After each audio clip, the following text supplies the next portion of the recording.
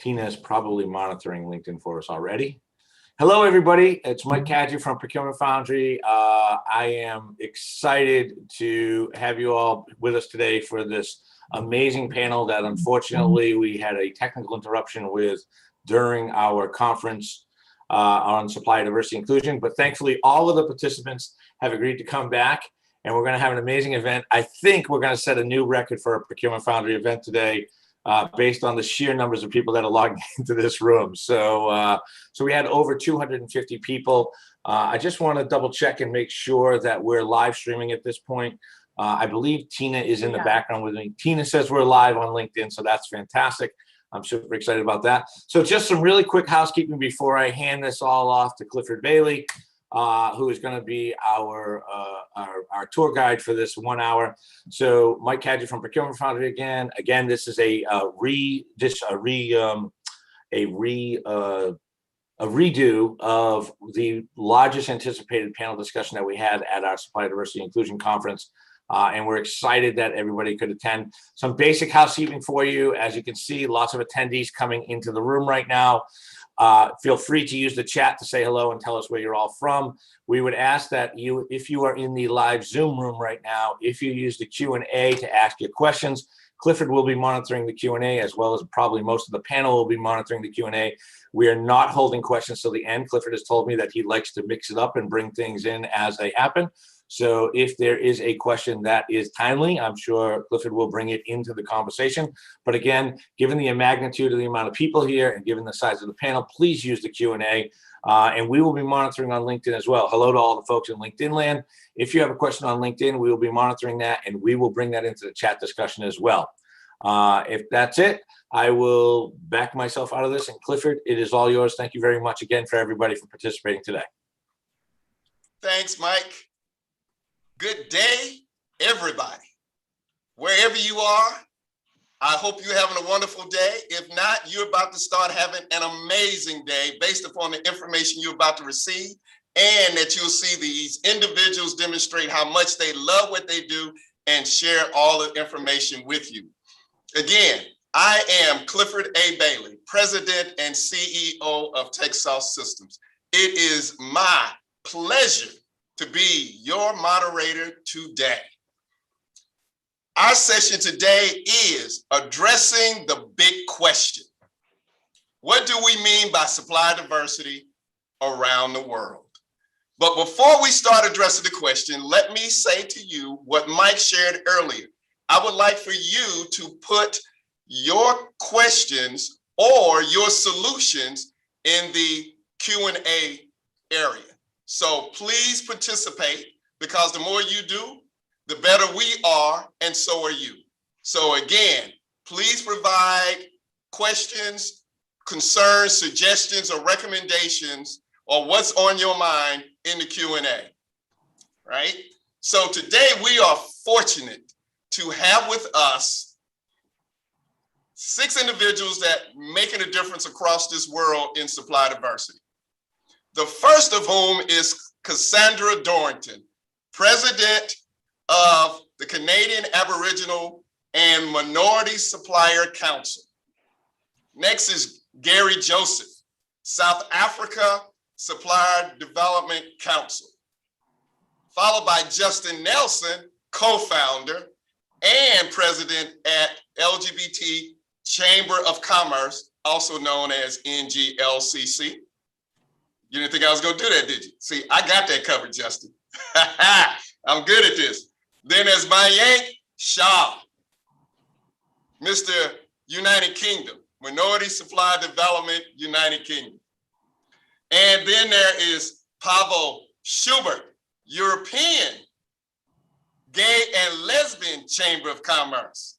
Then there's, closing it out, the man, the legend, Peter Zepper, who is the Global Supplier Inclusion and Diversity Manager at Accenture. So ladies and gentlemen, that was my brief description of them, but they also are going to give you a brief description in that same order. So Cassandra, if you would, give us more information around Canvassing. Well, first of all, good morning, good afternoon, good day, everyone. Delighted to be here. As Clifford has indicated, I'm President and CEO of the Canadian Aboriginal Minority Supplier Council, or CAMSI, and we cover the Canadian territory. So we go from coast to coast to coast. What CAMSI was established 2004, our whole purpose is economic inclusion for businesses owned by Indigenous and our people of color, 51% owned, managed, and control. And so I'm sure you'll hear from the other one. Economic inclusion is what we cover. We link up with a number of other organizations, but it's all around economic inclusion for Indigenous and or minority-owned businesses. Thank you very much.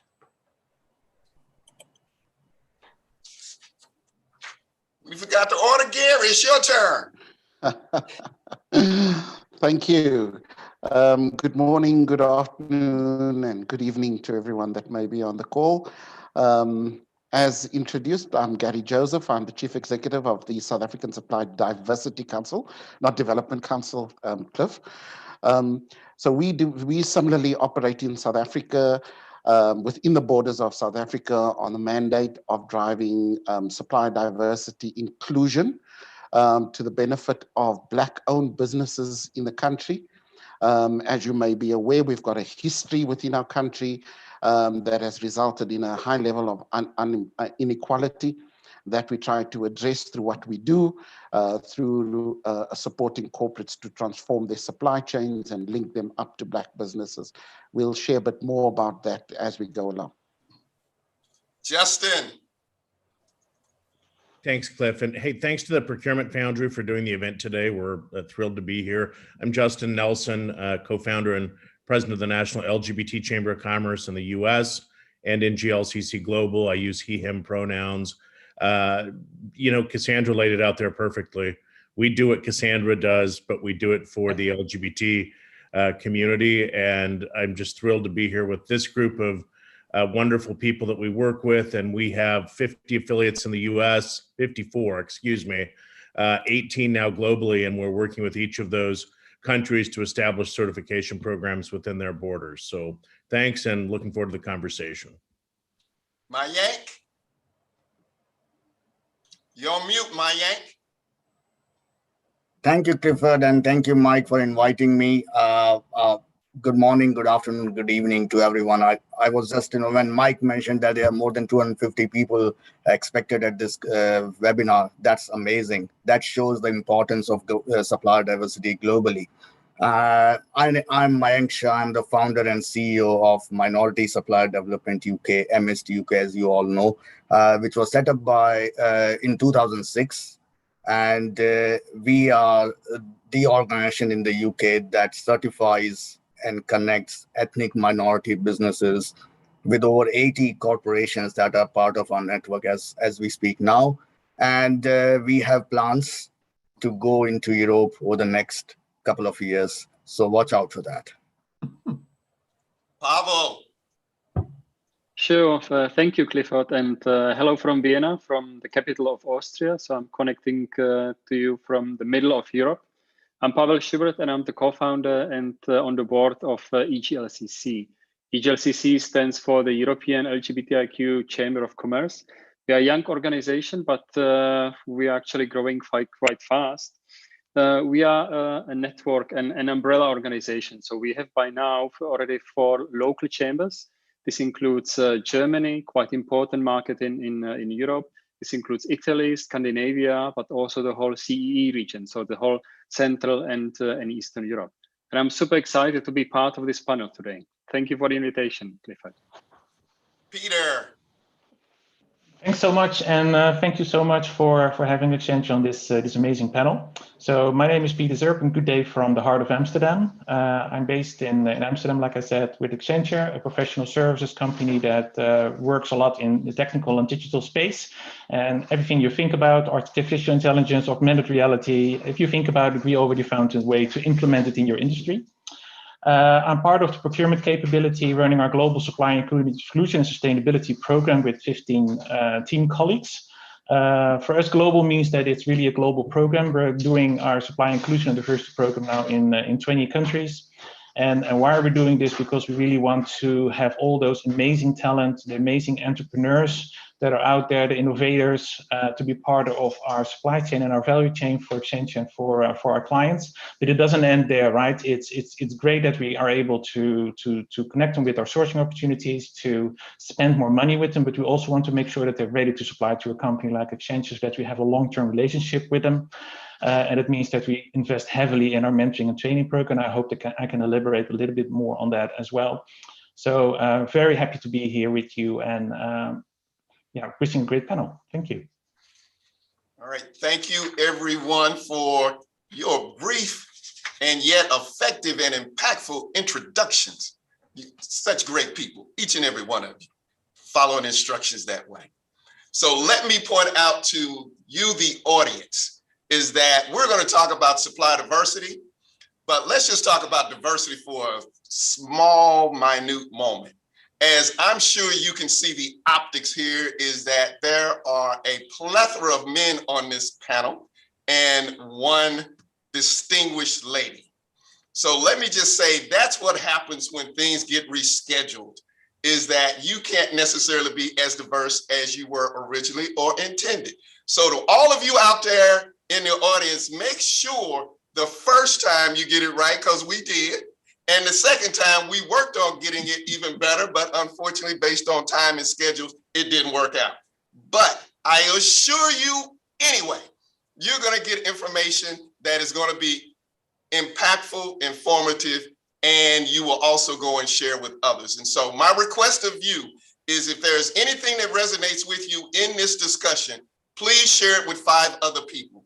And here's the reason why. One, when you share it with others, it also provides more and additional insight to yourself. And when you tell the next person, it becomes even more impactful. So please do that. So on with the panel. The question in front of us is, what do we mean by supply diversity around the world? And given that we're not as diverse as we'd like, and we're all gentlemen, we let the lady go first. Cassandra? Okay, thank you very much, Clifford. Okay, supplier diversity. Let's talk about what we're really talking about is making sure the whole world of procurement becomes inclusive. We've lived with a world of many years that procurement looked very homogeneous, and we didn't have enough diversity around the table. And what that meant is we didn't have enough people of color. We didn't have enough indigenous suppliers. We didn't have enough women suppliers, LGBT, veterans, persons with disability. We had mainstream suppliers that they've been using for a long time. So when we talk in Canada in supplier diversity, we talk about making sure the procurement chain or supply chain is more inclusive. We've invited all to the tables. We've eliminated all barriers. That's what we're working on when we talk about supplier diversity. In the Canadian landscape, we'll use the term supplier diversity, we'll use the term inclusive procurement, and there might be some other terms. You'll hear social procurement. What we try to do is make sure we have a common understanding what this means when we talk about supplier diversity, how it incorporates inside there and what it looks like. So diversity is really around inclusion. It's an inclusion of all groups who have businesses, who products and our services to sell, and they are all included in at the table, the procurement table, and we're building the supply chain from there. So I'm sure when you talk to the others around the world, hopefully, very common core, and it's just different as you go from country to country, what that diversity might look like. And I'll leave it from there and leave it to my other colleagues to throw in on top of that. Pavel, my Yank, Justin, jump in here. Gary, Peter. Can I come in there? Yeah, Gary, you go. Okay, sure. In our context, you know, the similar objective that we are driving, as Cassandra has mentioned, but within our context, we have the reverse, where we've got not minorities, but majorities that are excluded from the mainstream economy. We also have a lot of legislation in South Africa that is driven with the purpose of driving more inclusivity within our society. But despite that, we still need to drive supply diversity, because there's a business case around diversity and inclusion, and not just the ticking of the box. And for us, what's key is that when we look at the way in which the world operates at the moment, we're in a global marketplace. And even though supply diversity focus from our organization's perspective is within the borders of South Africa, we have to do so in the context of a global marketplace and ensure that what we are doing to support and service both corporates and Black businesses that we certify, that we are thinking global, but we are acting local in what we do. Justin? Yeah, I would say, really no matter what country we're in or what the breakdown of its citizens may be, 6 to 10% of them are LGBT. And in every single country, including the one I live in, we have been marginalized and sort of left to our own, left to our own work to stand up for one another. And Cassandra and Gary are exactly right. It is about bringing in those folks that have been marginalized, ensuring there's a seat at the table, ensuring there's an opportunity to grow and scale their business. It's very basic. These are people that employ other individuals. They pay taxes. They're a part of the economic fabric of whatever country, whatever community, whatever state they live in. And what we have found is that an inclusive economy is an effective economy. The reality is that when companies bring in diverse, smaller companies, they're more nimble, they're more innovative, and they can get things done quicker, faster, and at a more competitive price. And that includes LGBT companies. And I'm very proud to say that we now work with 350 multinational companies that are beginning to partner with our affiliates in other places, because it's vital, not that we export necessarily the US model, but that we, have the standards around what most multinationals have become comfortable with in terms of what is the threshold for certification. And then we allow that to expand into markets where there is a vibrant and growing LGBT economy. Let me, I think, look, over the last 15 months have been absolutely strange for all of us. It's a once in a lifetime incident that has happened. What it has shown is the growing inequality, both socially and economically, in our societies. And to me, supplier diversity actually encourages companies, large companies, to invest in entrepreneurship in some of the most underserved, underrepresented communities. And if you do that right, if supplier diversity is done rightly, it encourages entrepreneurship, that in turn, those entrepreneurs go on and create jobs, create more wealth that results in more disposable income, better health, better education. So it's a whole vicious circle that goes around, and it's a whole ecosystem that has to work together. But at the same time, when you're looking at procurement functions in large companies, it's going through a huge technological transformation. And you can only get it right if you get different ideas into procurement, innovative solutions that needs to be brought into the procurement mix to make it more competitive, much more, to bring that transformation and fast track that transformation that procurement needs. So I think it's beneficial to both. As a large companies, you have responsibility towards making sure that you address the growing inequality. But at the same time, there is a bottom line benefit for corporations to help them in their procurement transformation.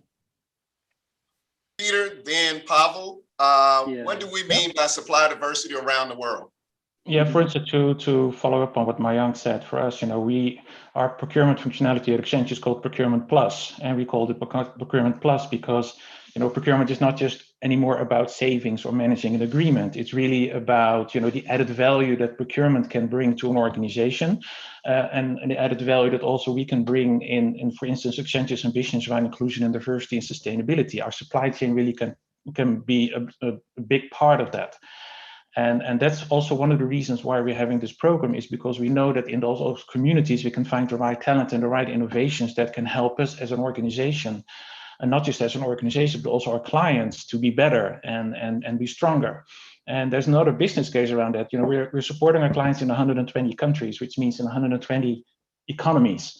And if these economies are more inclusive and all these communities are able to participate in these economies, you know, it's also good for Accenture and it's also good for the clients of Accenture. So, you know, it works both ways. Pavel. Yes, I want to add something, maybe now a little specifically for LGBTIQ community, but I mean, with Supply Diversity, we are able to actually help LGBTIQ people, LGBTIQ entrepreneurs and business owners, because let's not forget that it's still linked to coming out in business, and coming out in business is nothing easy to do. So Supply Diversity is for us a certain helping hand how to actually make sure that people feel less fear about coming out and being themselves in a business environment. Because at the end, this whole Supply Diversity is about bringing own identity to the table, bringing own identity to the business, and that's what counts.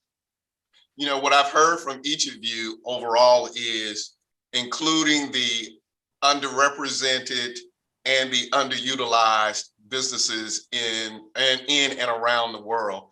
And it will be different in different locations based upon the barriers in place. But the fact of the matter is to be far more inclusive, and it's beneficial to all parties involved, as including the community.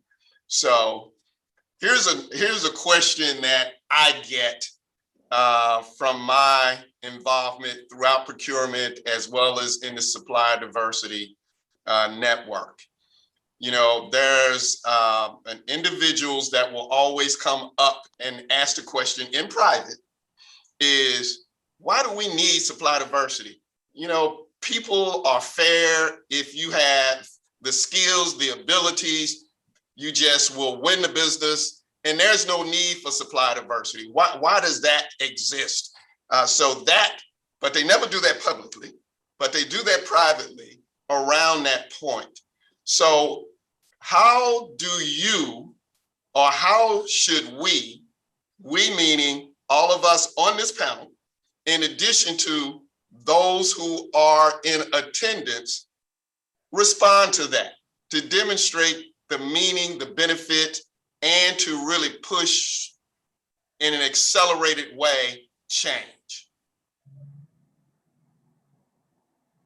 This is like radio. There cannot be radio silence. That question can't be that deep. I'll weigh in on it. Jump in. Yeah, I think, you know, anecdotally, just talk to suppliers that are winning business today.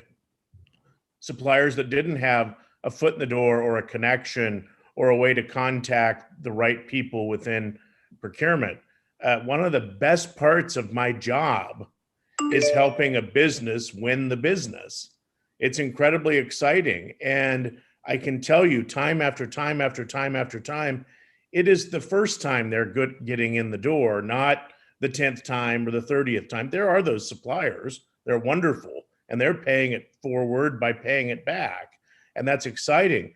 But if we're not creating a space that shines the light on diverse suppliers, and I mean across the board, then there are a lot less diverse businesses that are servicing major corporations, governments, NGOs, whomever is participating in supplier diversity. And I think anyone that says any differently need look no further than the organizations to which they belong to have that conversation. They don't need to hear it out of my mouth. They need to hear it out of Elise Lindborg's mouth or Sam Lehman's mouth, you know, or, you know, we have women in construction. We have people in all kinds of different commodity areas that get overlooked every day. So if they're not certified, they don't have access to those contacts that we do with these major companies. And I think when you look at it through that lens, it becomes I won't say easy, but an easier argument to make. Cassandra, you were about to say something. Yeah, if I can just weigh in, and I agree with everything Justin's put on the table. And what I'd like to say is systems, they tended not to build systems with biases, but they were built on the people at the time, which means I didn't recognize all the other players. We have businesses, diverse businesses starting at a much faster rate. And over the years, whether it be Indigenous 9 times the rate, whether it be women 2 times the rate, whether it be minority 1.5 times the rate, these are starting at a faster rate. What they don't have though, The bias that might have been built in or the barriers are really access to decision makers. They're new to the game. They don't know who to touch. We might have RFPs that are set up for those multi-billion-dollar corporations to respond to, and they use the same type of RFP for the $100,000 supplier to respond to, which doesn't make any sense. The access to technology. There's so many things that are built into a system that we think, oh, that's free, everybody can use, or that's easy. It's not as simple as that. Once you start stripping away, there are barriers that inhibit smaller businesses, medium-sized businesses, different businesses from being able to come to the table. And so therefore, someone who thinks everything's a level playing field, start stripping it away and we'll start to see where there's barriers. Once you start, and then you start to step back and say, oh, I didn't realize that. You know, if I don't go to the regions, how do I find regional suppliers? If I sit in sort of center Canada and Toronto, I'm only looking for Toronto people. I'm not picking up Nova Scotia or BC. You know, if I'm saying everyone who's bid on our business for the last 20 years, I'm missing all those new suppliers who've come to the table, the inability to bring that to the table. Those are the types of things I want people to think about when they say, oh, it's easy. No, we have to be intentional about what we do. We have to be intentional. What are the barriers? What are the potential barriers in place that are inhibiting these new diverse suppliers coming to the table with innovative, wonderful ideas that will jettison an organization from where they are to, oh my God, I didn't realize we can gain so much market share or we would be able to service this much. Pavel, Oh, sorry. go ahead, Peter. Pavel, you look like you wanted to share something. It was burning inside, but go ahead, Peter. Sorry, Pavel.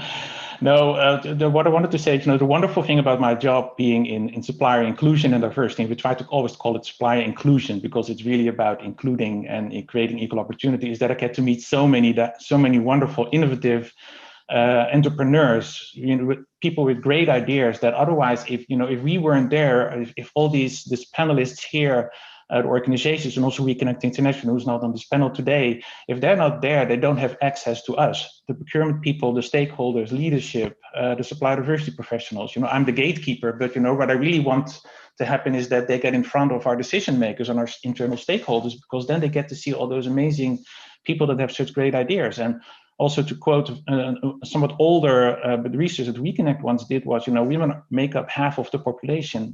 35% of them is an entrepreneur, but only 1 or 2% of the spend with corporations is with women-owned businesses. So, there is a gap to bridge here. It's there. So, and that's why, it's so wonderful that we have these programs and these organizations to bridge all those gaps for all those diverse communities. Mayank, Gary, let me ask you a different question. Yeah. If you had all the power, no one else, two of you, all the power to change supply diversity as we know it today, what would you change it to? What would it look like? That's a very interesting question, Clive, because I recently wrote a blog on LinkedIn where I had 3 asks for companies that are starting supplier diversity program in the UK, because the pandemic has shown huge growth of companies coming and committing to supplier diversity. And I said, yeah, you have risen to the challenge. Now let's deliver it. And the 3 things that I have asked them to do is commit to doubling your spend with minority businesses year on year for at least 5 years. Commit to increasing number of minority businesses by 25% year on year for next 5 years. And then finally, make sure supplier diversity is part of everyone's objective and annual bonus. And that's the 3 asks that I have asked corporate world. Okay. Did you get any responses, Mayank? Well, Gary, some people might think it's a big ask. I think for me. Hold on, Gary, remember now, you have all the power. See, Mayank only used a little of his power. So you have the ultimate power to reshape, redefine, just make it different. What would you do? Well, the first thing I would do is that I would actually throw away the procurement history, because the history is what actually creates the barriers, because that's the old way of doing things. It's the transaction history that informs who gets invited, who gets to quote, and who requests for quotations and RFXs are designed for. So I'd throw that out and start black, and let companies then have to build their supply chain from there with an objective that they have to have inclusivity incorporated into everything that they do. Because some of these barriers that we are talking about, some of these practices, it's the unconscious biasness that has set in over time. And it's the difficulty of changing the way things have been done before that has delivered the results that Mayank's third ask in other areas, which is about reward, has given people reward. So you asked me the big question, that's what I would do. I'd throw away the history and start afresh. All right, does anybody else have anything burning inside them that they want to share, having all the power? Don't be scared. Well, given that I am the moderator, but I have some ideas, but I'm not going to share them right now until I become a panelist. So I'll continue to do my job as the moderator. That being the case, Ingrid Watkins asked a question, which is, are you aware of a great global supply diversity program? And if so, what does that look like? Which helps us get to the ultimate around supply diversity. I will weigh in on this because we have the pleasure of working with companies in multiple countries. And it is not just because Peter's on the call. But I truly believe that Accenture has a model that other companies should work very hard to emulate. And they walk the walk and talk the talk. They invest in communities across the board in countries with certification programs. And they're also giving the business and education. They have brought in, a number of suppliers into mentor-mentee relationships, working on getting them into contracts with clients. I mean, it is the real deal. And I won't put words in your mouth, Peter, but I will just say that I would resoundingly give, and I welcome my colleagues to pile on or disagree, but I would resoundingly give an endorsement of the program that Accenture runs because I think it is world-class and it is a fantastic global program. No pressure, Peter. Now you got to speak up behind all of that and share with the entire audience what makes Accenture so different and get buy-in from everyone across the organization. Well, thank you so much. Thank you so much, Justin, for that shout out. It's really good to hear. And I think what makes us different is that, we are a company with over 500,000 people. That means that we have a lot of talent and knowledge and expertise in the house that we use for our clients. And we found a way to design our program to use that knowledge, to use that expertise for the benefit of diverse businesses and small businesses around the world. And we called it our Diverse Supply Development Program. It's like Justin said, it's a mentoring and it's a training program. It's 18 months. And when you enter the class, you'll be matched with a mentor, which is a senior employee from Accenture in a certain industry that matches with your needs, with your purposes. And they will help you to understand, first of all, what it means to work with a company like Accenture, because a lot of these businesses, not all of them, we do business with $1 million diverse businesses, but most of them are small. So sometimes it's too overwhelming to even start participating in an RFP from a company like Accenture. So we help them to understand what it means. And it's not that complicated because we can help you. We can explain it how it works so that you can easily run through the process and actually have an opportunity, have a chance to win a contract with Accenture or with one of our clients. So that's one thing. And the other thing is that they also help to peel down the business, look at it, what is your strategy? What is your long-term vision? How can I help you to accomplish that long-term vision? Or maybe your vision is not, entirely right. Maybe I can help you to move in a different direction because I see things changing in the market. So that's how it works with the mentor. But also we organize all sorts of training sessions around themes that are important for those businesses to grow. Like, during the pandemic, a lot of these businesses find it hard to be resilient. We help them to understand, how can I somehow change my business in a way that, it becomes more resilient when the next crisis knocks on our door. So that's how we help them. And we do this globally. So our program is now in 6 countries. We recently started in India, and I was super excited that in India, we also include LGBT-owned businesses in our mentoring program. And we're going to also launch in 5 more countries in Europe. We're going to launch in Austria, in Austria, Switzerland, and Germany, but also in Australia and New Zealand, and this year also in South America. So because we really see that this is how Accenture can contribute. It's not just spend, it's not just opportunities, but it's also opportunity to education and capability. Because I think that's what really really helps those businesses to grow and drive. So thanks again, Justin, for that shout out. Peter, let me take this a little further. Are you doing or have done or willing to allow other corporates to benchmark some of your success so that they can either, one, begin in a program with the foundation, get the answers from you to move forward in some way, shape, or form? Well, they can always hire us. No, that's a joke. Most of them are already our clients anyway. No, but no, always happy to. These are great stages to share what we're doing and give people ideas and plant some seeds in people's heads. Like, okay, this could work for my organization as well. And they can always follow up with me via LinkedIn or via email. And I can get on a call and just help them to understand how it works for us and see how that could also apply to their own industry. That's never a problem. And we work with all these organizations here on the panel. We work with many more, like Reconnect International, and through those connections to those organizations, we always like to share how we're growing our program, because if we can do it, others can do it as well. And the more corporations start working on these programs, the better. And and one of the things that I'm always happy about is that I also see that more and more European headquartered corporations are now starting to grow a supply inclusion and diversity program. And I'm always happy to get on a call with them and help them to get a better understanding on how they can do it themselves. Okay, Cassandra. Yeah, if I can just piggyback on that. Mike, Gary, myself, and Laura from us, the Supply Nation, Yang Lu from China. We have an organization called Global Supplier Diversity Alliance. With that, what we do is we have an advisory group of 6 organizations who do global supplier diversity. Now, what I really want to say is everyone might have global procurement, but not everyone does global supplier diversity or overlays that as part of their global procurement.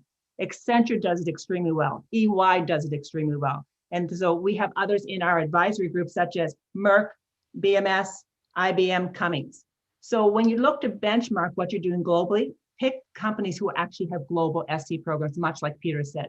They have a global program, and because I remember going with Nidra years ago, and Nidra said, yeah, we procure everything, but we don't have a global supplier diversity program. We have to be intentional. We have to build that. What Peter's just talking about is being intentional with companies you're going to. EY has done the same thing, IBM the same thing. So you have to be intentional what that looks like. And so there's foundational elements that have to be put in if you're going to be building a program in a particular country and what that looks like. So I strongly say, look for the ones who are doing it well, and there's a handful of them who are doing it well, and learn from those. I agree with Cassandra, and I think one of the things that we have seen is, a lot of companies start saying it's a global program, but basically it's an international program. If you're only in a couple of countries, that's an international program, not a global program. But to succeed in driving supplier diversity out of US, there are a number of things that companies need to think about. First is, as I think Gary mentioned, you can have a global program, but you need to have a local approach. And it's about have a global vision, but a local approach to supplier diversity. And for what it means is you need to be respectful for local culture, local history, especially when it comes to minorities. The history of immigration is so different in so many different countries. We are thinking of going into Europe, and in Europe, minorities are not recognized. It's the migrant entrepreneurs. And that's what we are trying to look into that. So when it comes to minorities, definition changes, meaning changes, history is different, context is different, the political, legal environment are different. So you cannot have one single template for a global program. You need to have a global vision, but your template will differ locally in individual countries. And that is something that you need to build into. And also you need to look at investing in future supply chains that are diverse. As procurement transformation is happening, we need to invest in young entrepreneurs from these underserved communities to make sure that they become the suppliers of the future. So there are a number of things that when you start going global, you need to think about and give due consideration. You know, just maybe wanted to add, sorry, Clifford, I just wanted to pick up on something what Mayank said. And I think it's true that we in Europe have a little different actually setup, and especially it reflects how more or less even diverse Europe is, right? So when I look, for example, only at EGLCC, at our work and the legislation around LGBTI people, so acceptance of LGBTI people. I mean, you have countries where, yes, marriage equality is already standard for many years, but you also have countries, and even in European Union, which they are still not there, right? So you cannot actually present your marriage certificate. You cannot even in some countries present your civil partnership. So there are really quite, I don't know, specific tailor-made approaches per country needed in Europe. I mean, we are trying to reflect on it as EGLCC. So what is very important in our registration process is that we have local chambers. So we have actually the chambers which are then hands-on towards the local community, being, for example, Italy. So we would not be able to do everything from EGLCC perspective. No, it's always about then the local connection, about the local chamber and chapter, which executes then the last mile. Well, Victoria asked the question, do you have any tips on what a procurement professional can do to start a supplier diversity initiative without any budget to do so? How would I best be able to get in touch with the diverse suppliers?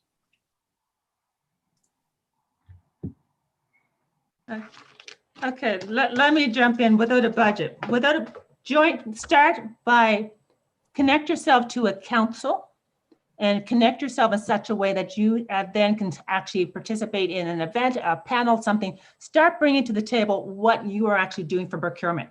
And we have enough roundtables, enough of those sessions that you'll start to connect with those who are doing other things. You'll start to meet suppliers who are diverse at these particular elements. What you want to do is you want to start building a foundation for what a program might look like, where you might find ambassadors across your organization that you can actually start to circulate this. The unfortunate thing with driving supplier diversity, it's not like a groundswell. You really do need the leadership for it to be encompassing all across the organization. So you need to be able to get enough support, enough information, evidence that's happening around you that you can bring it to the leaders in your organization to be able to say, this is what we need if we're going to be able to drive ourselves forward. This is the benefits that we're going to be able to utilize all these suppliers that we haven't had a chance to do. So you have to actually build that case. So without the money, if you're out there, you're connecting with a council, connecting with suppliers, you're starting to build a business case that you can bring in-house that enables you now to get front and center in front of the C-suite to start saying, what this is what we need. And no one's going to look away from a program that's going to help drive your business overarching. And that's what supplier diversity does. It helps to drive your business. Yeah, I would just echo that. I think the thing I would do is also look at your competition and what are they doing, because they probably do have a supplier program and they probably do have a budget. And that's one of the things that our organizations should do for you is help you build that business case. I just being very frank and transparent, I think it would be very difficult to establish any sort of impactful program without having budget to do so. And that doesn't mean you have to have the biggest budget in the world. I know some supplier programs that are lean and mean and do it right and do it well on a shoestring, but I would absolutely say you've got to put the case together, and you can start by just looking what your competition's doing. I would also add to this, you also maybe look at like internally on your ERG. So the employee resource groups, these are typically also a great resource of diverse suppliers. Yes. If I can, I must agree with what you've said, Pavel. Where you have no budget, your resources are your people. Build a business case and make sure that you have the right people supporting you. They could be supporting you to unlock any resources that they have available on their side. And make sure that you are doing as much engagement on the topic, doing as much research, getting the best case, the research done, building that business case, and making sure that you're having the ear of the most senior executive as an initial sponsor to help you communicate what you would like to do going forward. As Justin mentioned, it's very difficult to drive a program that's going to drive huge benefit if you don't have adequate resources to support it. And resourcing is not just necessarily the budget, but the internal people resources to assist you in doing what you need to do. So that being said, there's also Procurement Foundry you can lean on as well, because I'm sure that within it, Mike can definitely provide advice and counsel, but I'm sure there are many others who are members of Procurement Foundry that have started in the same position, didn't have a budget, ended up growing the supply diversity practice and ultimately being included in the budget. So I would say lean on Procurement Foundry as well. That being said, the next question is to that point, Gary, you mentioned about resources. The question is from Dawn, which is, what is the best rationale to engage firm members to use a new supplier diversity program initiative that has been developed? How do you convince your colleagues to join you in that resource building, since your budget is small and you're beginning from a little above zero?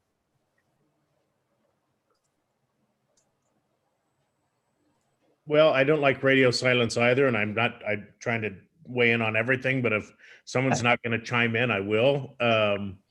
I think, frankly, there are a number of partners that we have where our relationship started with the ERG, to Pavel's point, that now their supplier and procurement folks are hugely involved. And I think going out and building that case is incredibly important.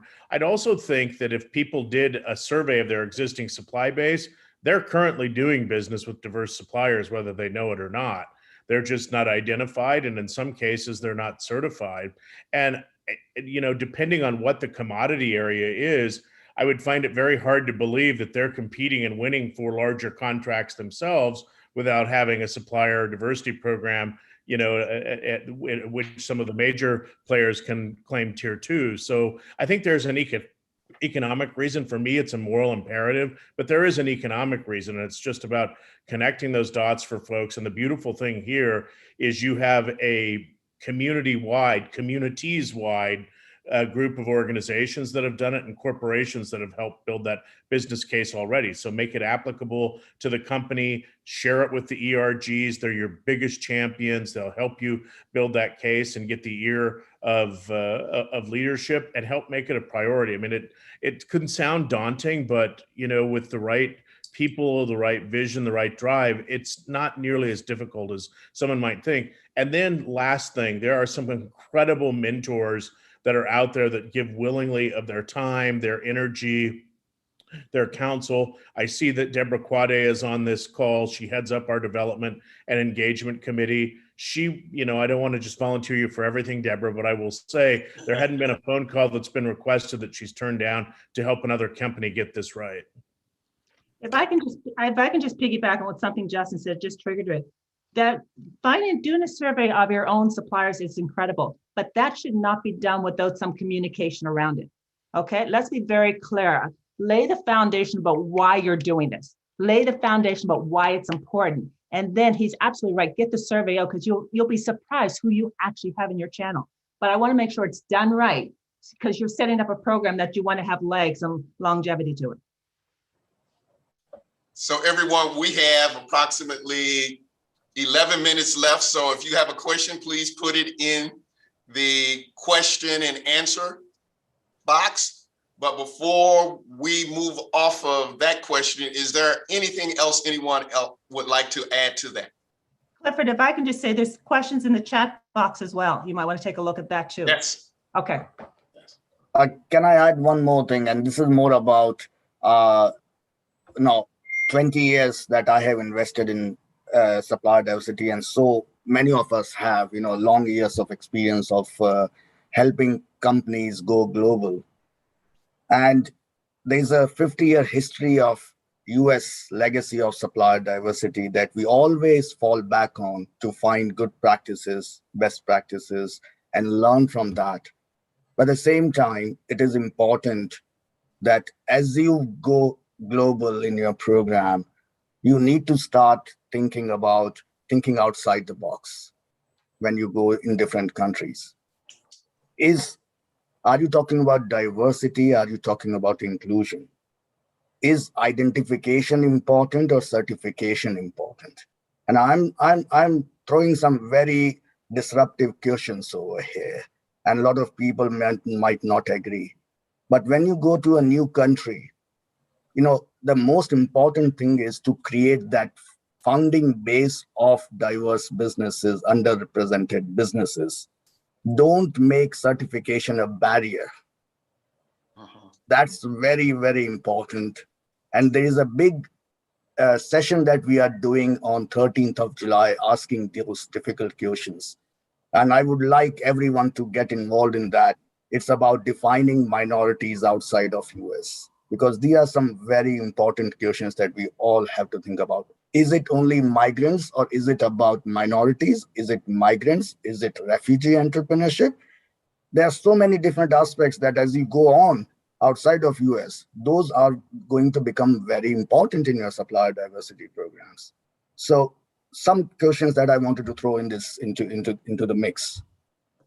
Mike, if I can, I've mentioned at the beginning of the session that we've got lots of legislation in South Africa that drives through our broad-based Black economic empowerment, issues of inclusivity across the spectrum of different areas in society, whether it is at the socio-economic development level or whether it is at shareholding from an ownership perspective on our stock exchange. But there's legislation that drives that. And the unfortunate thing is that we have come across so many cases recently of fronting, because the benefit of being diverse is starting to become visible for many businesses that have traditionally serviced many corporate supply chains, that they are transforming to be diverse, but in actual fact, they are not. So there's also that awareness that you need to have for it, because all of your effort to drive inclusivity and the knock-on effect that goes along with a more inclusive procurement environment that results in a more inclusive economy at a localized level, the efforts that you put into it, you want to see the benefits actually resulting in new markets being unlocked, new value being created within your customer base. And fronting is a serious problem that we are starting to encounter now. So there's also that balance that you need to strike, where the communication that you have, it should be about substance and not about form, so that the suppliers that you are working with are doing it for the right reason, if they are going to be looking at, and your procurement teams, that they're doing it for the right reason. Hey, Gary, I 100% am in your camp on that and agree wholeheartedly. I think, to Mayank's point, cost should not be the barrier. And finding ways of working creatively and collectively is something that we should all be open to, and something that we do in concert with many of our partners. So I see value on both of those points. I think verification, certification, the rigorous of knowing a business is actually who they claim to be, that's the benefit that companies get from organizations like ours. And I would not endorse anything that watered that down. Last question from Laura is, how do we best quantify the business case? We all know that driving supplier D&I is the right thing to do, but especially when asking for investment/budget. How do we put the dollars behind it to quantify the potential benefit? Go with the business case, go with the numbers. Data doesn't lie. So we just did a biggest ever research on minority businesses' economic contribution to the UK economy. 1 out of 6 business in the UK is minority led. They employ 10% of the workforce, contributing 78 billions to the British economy. It can't be better than that as a business case to invest in these communities. So I think go with numbers, go with data, whatever is available to build your business case. Anyone else? It's hard to say anything beyond that. But I mean, is it Mayank? It clearly has empirical data to go with that. But also, when we talk about this, what problem are you trying to solve here? You know, I mean, I don't want this is not just a social cause, but when the economy in Canada is built up of the majority of small and medium-sized enterprises. Small and medium-sized enterprises are made up of a lot of diverse businesses. If you are not including that in your supply chain, you're missing out on building the economy. Pure and simple. I don't have to go into a whole bunch of big stats to be able to say just that. I mean, you've heard people talk about, 50% of the population is women. How many of that are women of color, Indigenous women? Look around your environment. Where do you see that fitting in your supply chain, in your employment base? We can go one by one to say the business case. There's so many elements of this business case that in Canada alone, we hear our government talking diversity. We're pushing hard to say, what does that look like? While the government's still hesitating because they're trying to solve all problems for everyone, corporate Canada is very clearly stepping up and say, we recognize, and much like I'm sure Justin, Gary, Pavel, and Mayank saying, we've seen corporations come to the table say, we recognize that we are not including all to the table. We recognize that. We don't know, we can't jump into the deep end, but we want to jump in the shallow end. Help us with that practice. Let's build that together. Let's start the communication. Let's start the education. We're seeing that begin. And so I'm saying that's the essence I'm hearing from across Canada. I can't imagine that you're not seeing it globally across the world, what's going on. It's how do we take advantage of that to drive that further? Well, also, if I can add quickly just on that, sometimes we want to see what is the additive benefit, but we also need to look at what is the cost of not doing it. So what is the opportunities that you are losing at the moment that is costing you as a business? Whether it is costing you from a customer base because your customers are going to your competitors, or whether it is the lack of competitiveness within your supply chain because you're not driving inclusivity, or whether it's the fact that you're reliant upon your current suppliers to give you value, but are they? You won't know. Well, we're at the top of the hour. Our time is coming to a close. There's much more I know each of you would like to share with the audience, and I'm sure there's questions that the audience would like to ask. But given that we are at the close, I would like to get a brief comment, statement, or aha that you would like to share with the audience before we depart. So we'll start with Peter. My aha moment, or? Or whatever you want to leave them with. Oh gosh.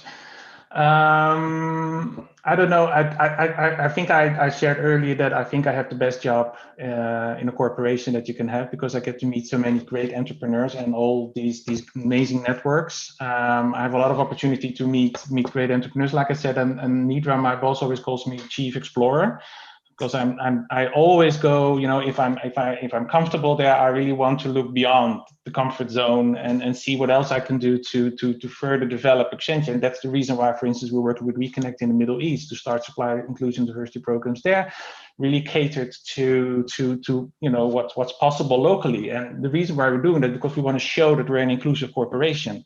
And by maybe just focusing on certain groups that we also show, because I still continue to use that background there, even though, maybe in the country that I'm talking to, it's not possible, just to share the message that, we really want to be an inclusive corporation and create an inclusive supply chain. So I will always go beyond that.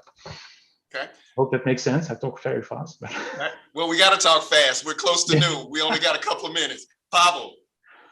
I mean, my message is very simple. I'm super happy that this panel took place, and it was so diverse panel when it comes to geographies, because actually you have people from all over the world, and this is super important.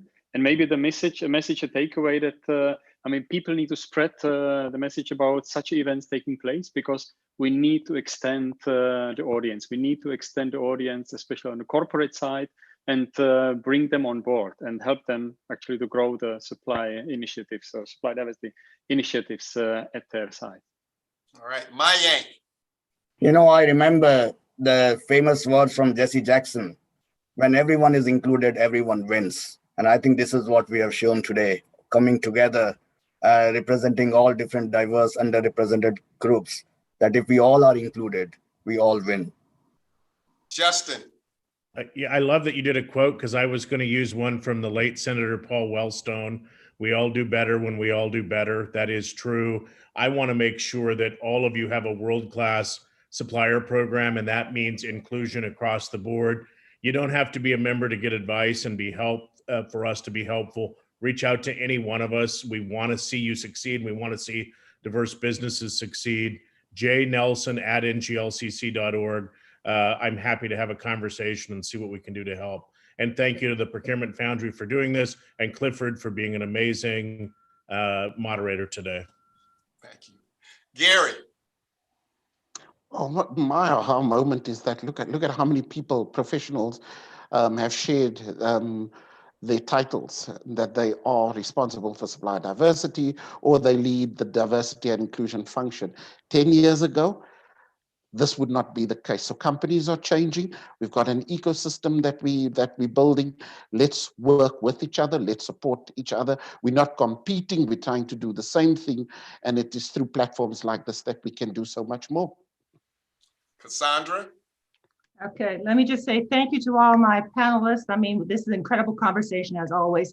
Thanks to the Procurement Foundry, and thanks to you, Clifford. But I just want to say, you know, it's unfortunate that the death of a person such as George Floyd has caused social change to go global. But what it's done, it's opened a window of opportunity that all eyes are now on. How do we include all in this equation?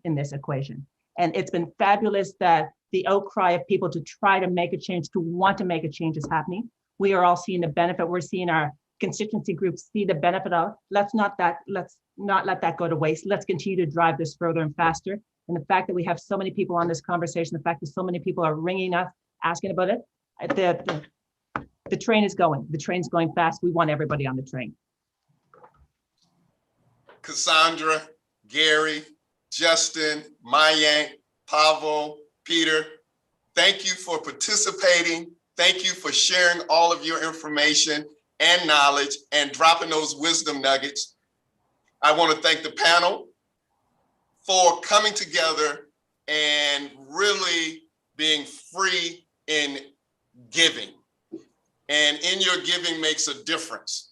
And in your giving, it has created all types of thoughts and processes to this audience. So audience, I want to thank you for showing up. But here's my request of you again. I've already asked you to go and share what you learned from this with 5 people. I also ask you to actually go out and make it happen. This panel is willing to support you in any way. Procurement Foundry is willing to support you as well. So please use the resources to go make that happen. And a special thanks goes out to Procurement Foundry for creating this forum, for one, giving me the opportunity to be your moderator today and host, which I really enjoy, and being able to share all of this information in which these panelists have provided to you today. So our discussion is now concluded around answering the big question: what do we mean by supply diversity around the world?